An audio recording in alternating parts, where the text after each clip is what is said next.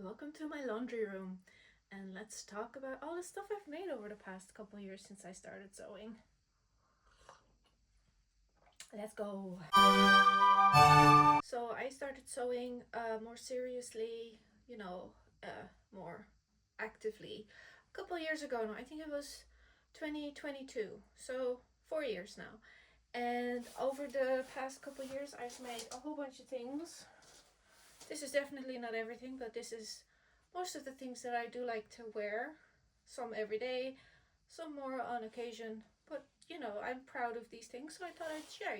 Because it's Me Made May, I thought it would be nice to share these things that I've made and my thoughts along the way and the patterns I've used, etc. etc. So, let's get going. I was thinking I'm going to go through this by types of garment, not chronologically, because honestly I don't know what the chronological order is of these things. So that's not a possibility. So let's get going. I do know, however, that a green sweater, this one here, this is the first thing I made that I was actually proud of, and I wear it a lot still. I think I even wore it in some of my videos. This is a pattern that I self-drafted from another sweater that I have, which was no fun, because when I was doing that I had no idea what I was doing, so the fact that it turned out somewhat decent I think is a little bit of a magic trick. But yeah, so it's just a stretchy knit, what's it called? It's like the soft on the inside, alpine fleece, something like that, and cotton. Very cool. I did chop off the bottom because I thought it was sitting awkwardly. So the next sweater I have is something I made only recently. This is covered in hairs, I see. Yes. Okay, so this is from a pattern from Sew House 7, Skyline Tee. I made some adjustments. I made the neckline a little bit wider. By doing so, I had to cut a new band for the neckline, which was a little bit too big, but I only found out when I was sewing the last piece, so it's a little bit crooked there. But when I'm wearing it, it's at the back of me, so I don't care about that. Yeah, this is also a stretchy knit fabric. It has sparkles. Not sure if you can see. It's actually not the best quality because I've only made this maybe in March, so 3 months ago, and it's already pilling like crazy, so not too happy with that. I am very happy with the fit of this, and I have made another top which I couldn't find, so yeah, I don't know what that is, but yeah. And then the last sweater I have to share is this one, and this was quite a project in itself. So the fabric I got from the TK Maxx, it was a blanket, and when I saw the blanket I just thought it was amazing, but I wanted it to be a sweater, so I made it a sweater. It is completely lined because the inside of the blanket, the other side of the fabric, was really rough. And I have binding upside down now at the cuffs and at the bottom, which is looking a bit tatty. This is definitely an inside sweater for when it's cold out. It has a zip that goes up, that works. It has a little guard there. Yeah, so fun thing with this fabric was my sewing machine absolutely did not want to sew this. So I basically had to hand baste every seam together before I put it under my sewing machine, because I don't have a walking foot. So that was fun. It took me forever to make it, but I'm really happy. I've worn this so much over the winter. It's a little bit too warm now, but yeah, I'm super happy with it. I don't have a fancy pole, like a rod to display it, so it's all displayed on my drying rack, which also works. You gotta be inventive sometimes. Yeah, so this is my bestie bag. Very happy with this one still. It's looking a bit dirty, but that's just what you get with sewing. black and white fabric. Very happy with this, and I have a YouTube video on it in case you want to watch it. Okay, we're moving down, we're going fast, love it. Yeah, so let's start with some pants that I've made. This is my inside lounge wear. These I copied from a pair of black milk fabric clothing pants. They're an Australian brand, and I didn't want to spend another 150 euros on getting a second pair, so I just figured I'd copy it. Yeah, it's alright. I hate the waistband though, it's twisting here. I did do a great job with the pattern matching, if I do say so myself. I do love myself some pattern matching. So I'm happy with that, but the big waistband kind of ruined it for me. Which is silly because you can just undo that, but I don't have any fabric left, so that's kind of a bummer. Oh yeah, and it has pockets. Patch pockets, very cool, very cool. Yes. Then up next we have pajamas.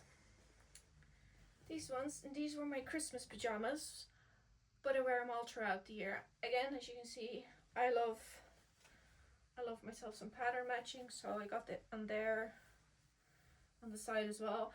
These are patterns called the Sienna pants from NH Patterns, and I really like the fit of them and the construction, but the pockets do something weird. Every time goes in the laundry, they end up like that, so I think I have to do some understitching there to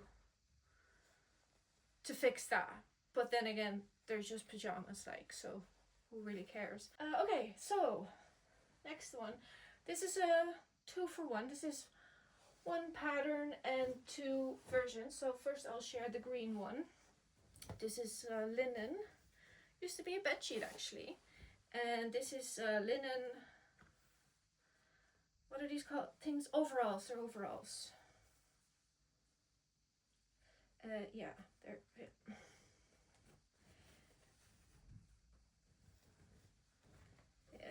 Yes. Yeah, so like I said, these used to be my bed sheets, but the bed sheet was too small, so it was always crumpling up, so I was like, oh, let's make pants out of them. You know how it goes. Okay, so these are from Sew House 7. I don't remember the name right now, but I really like these because I made two. Yeah, so you have the straps here, and then they go to the back, and then they loop around the back, and then you go and you tie this around the front, which is really cool. The pockets are really good. They're really big. They're like here. I can fit my iPad in here. Not that I really need to, but you know, it's a possibility. Yeah, and these are really nice. I really think they're really comfortable, but they're also very flattering. So you know, that's a 2-for-1. That's always a good when patterns turn out like that. So I'm really happy with these, and I think I might make another pair. The third one then. So here we have my second pair of the overalls, and I made some small adjustments to these ones.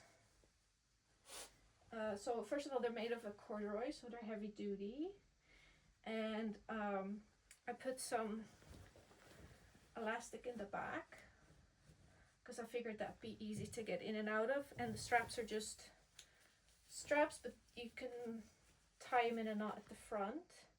And then the lining for the inside is this fun fabric, because I didn't want to have corduroy on the inside. I thought that'd be annoying. I still need to hem these. You can tell I've worn them a lot because they're unraveling, so I really need to get on that. I should probably just have like a mending afternoon or something like that. Yeah, so I'm very happy with these two. I wear them a lot because they look a little bit tatty now, but you know, that's how it goes. And then the last pair of pants, also, I'm not sure this is a tartan, let's just call this a plaid.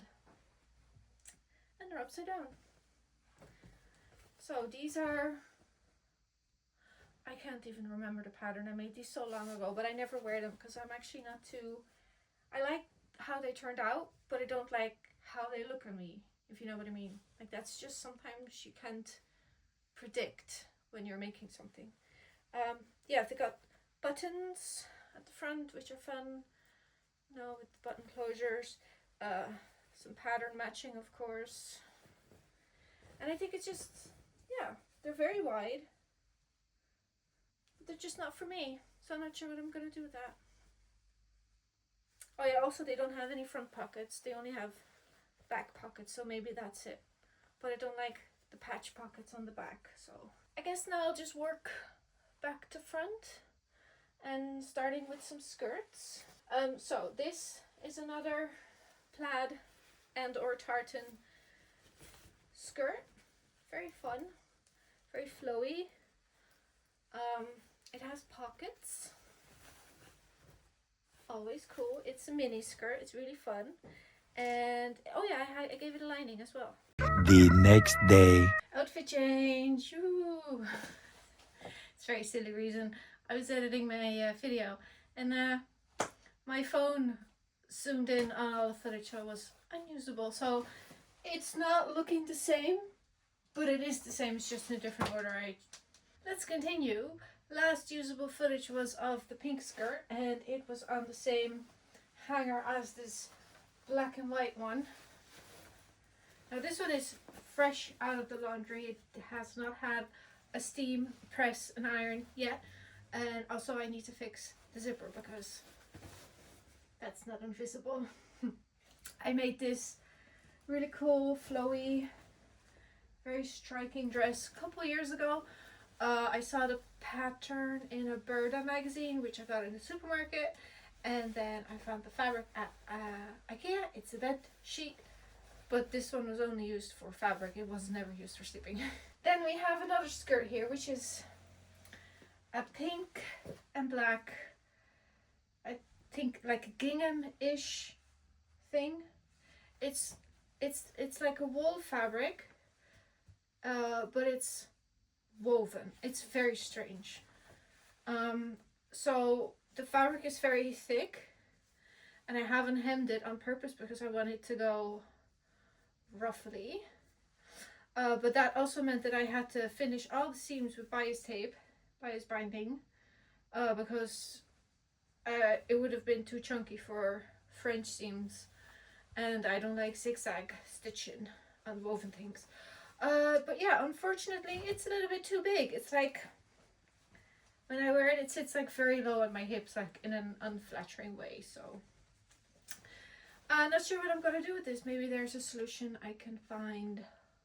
But yeah, it has pockets, and the pattern is from NH Pattern. It's the Susie skirt, and I believe it's free on her website. And so this is funny, right? In the previous version of this video, this skirt was completely different in a different way. So I pulled it out while I was looking for all my clothes, and I realized that I had done a very shoddy job. It was not finished, the zipper was horrible, anything, and also didn't fit me right. So I took it all apart, French seamed the whole thing. See, I have some loose threads, which I'm getting rid of now. So it has pockets, French seamed pockets. It's not hemmed. I was still letting it hang. Don't judge me for that one. It has an zip. This is the first invisible zipper that I've done that is actually invisible.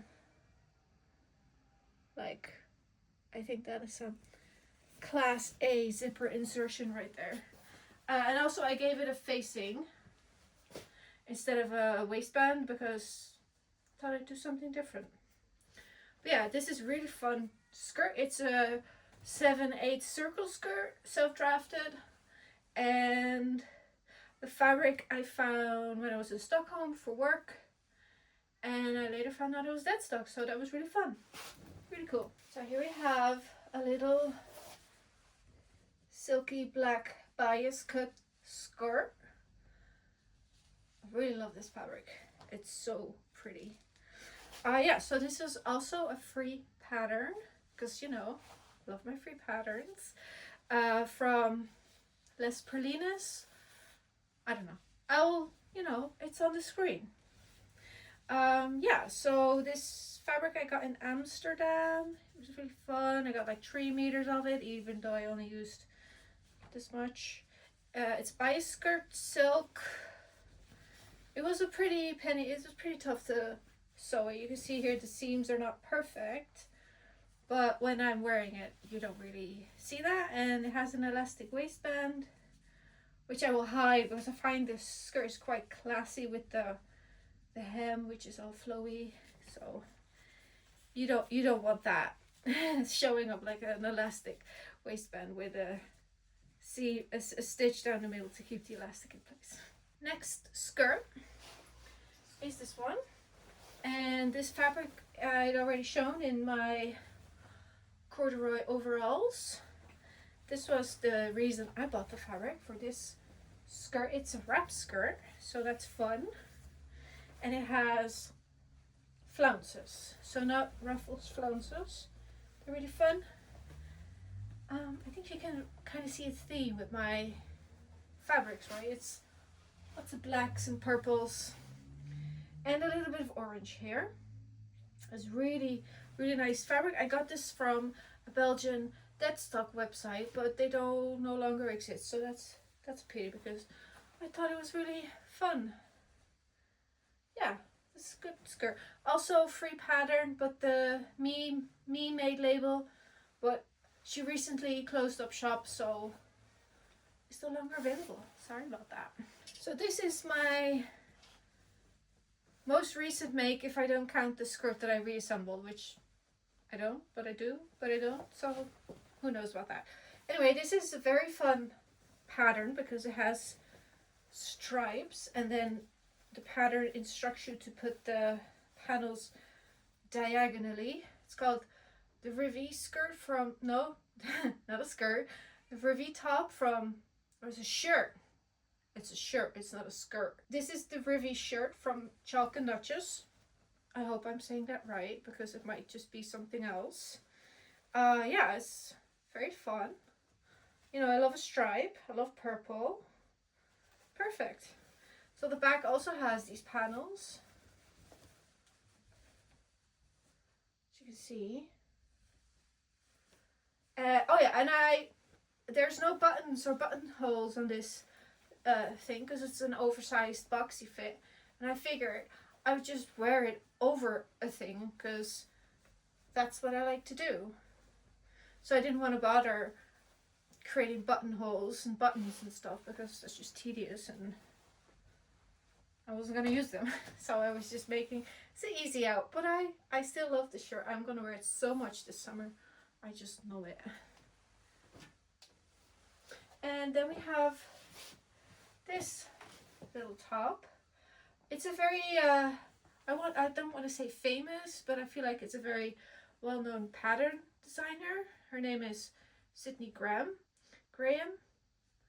and this is her Sid top, and the sleeves are very poofy and big, but they hit awkwardly on my arms, so I didn't really care for that.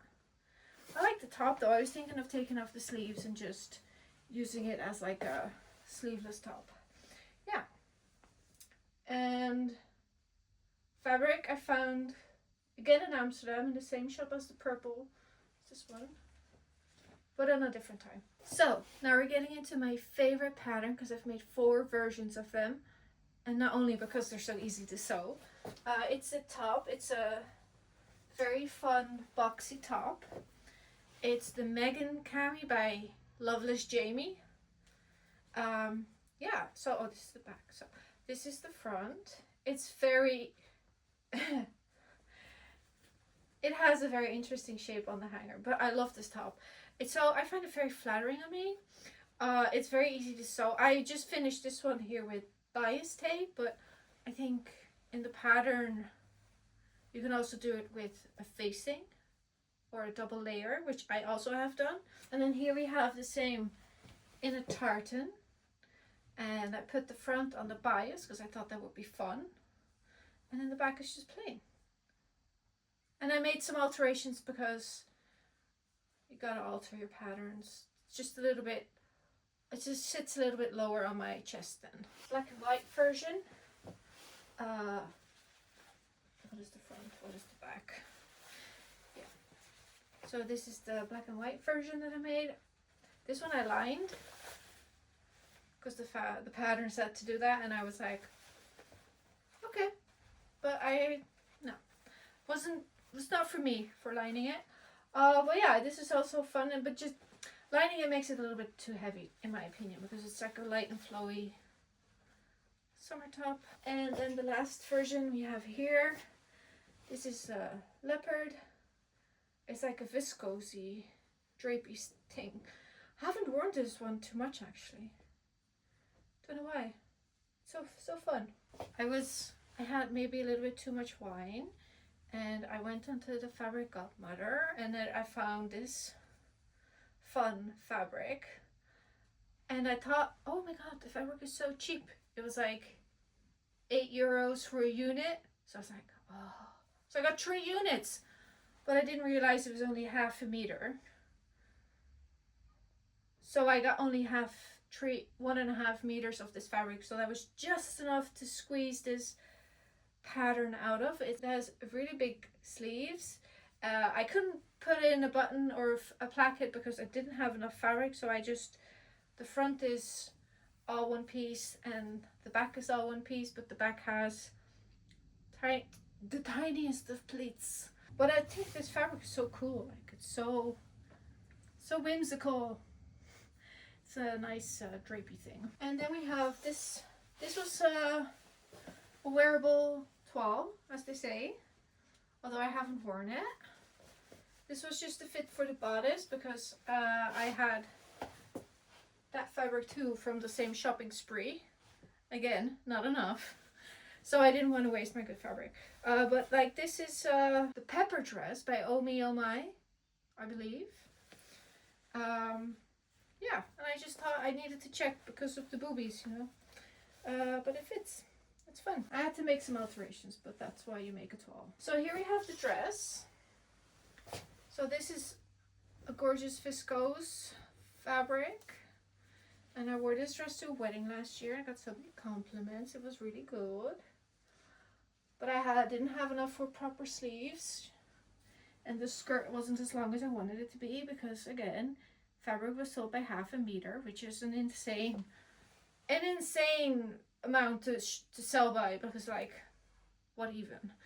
But yeah, fabric, yeah, it's really pretty and flowy. Okay, so this is one of the first things, I think. It's pretty shapeless. It's basically a gathered square with a somewhat fitted top. The fabric I found at in Stockholm with just viscose gingham. Yeah, I think that's the back actually. Yeah, that's the back. This is the front. To you, not to me. I don't really care for the straps. I've noticed I don't like things dangling on me, so maybe I'll revisit this one because I do like the fabrics. They're fun together. This is the one that I shared already online on my first video. I haven't worn it yet because the wedding hasn't happened yet, but it's 2 weeks away, so yeah, I'm still very happy with this. Very eager to wear it. But 2 weeks from now, yeah. I also made a tie for my husband, so it can be matchy-matchy. I love a good matchy-matchy. It was from Merchant & Mills. I just googled tie pattern and that was the first one that showed up. It was like €8, so it wasn't too bad. Sewing a tie is really annoying though, because you're like, oh, it's just a square. It's just like a very, very long rectangle. But no, it's all on the bias and stuff, so. Only do it if you have the patience, I'd say, because I was very annoyed by this whole endeavor. And then the last one here, we have the dress. That is the same as the dress as the wedding. So actually I never told you, the pattern is the Annabelle dress from Pattern Cause house patterns. Yeah, so it has a 7th, 8th, oh, it has a 7th, 8th circle skirt, nice and flowy. Yeah, really fun dress, very pretty, very flowy, I love it. Yeah, so those are all the things that I've made in the past 2 years. Because I go back on my phone, and I started, like, I think it was like a New Year's resolution, like, I want to sew more, you know, I want to get good at it. So I did. I got good at it. I mean, I'm saying myself, but I feel like the things I'm making are of a good quality now. I can really tell in the process of going through all of this now, just that the things I've made maybe like a year ago are so much less well finished. Because the inside, I didn't used to care, but now I care about the inside. So I hope you enjoyed looking through what I've made. And I will link all the things below in the description box. Yeah, and do the YouTube things, right? Like, comment, subscribe if you want to. Don't feel like you need to. And I hope to see you soon in my next video. Okay, bye!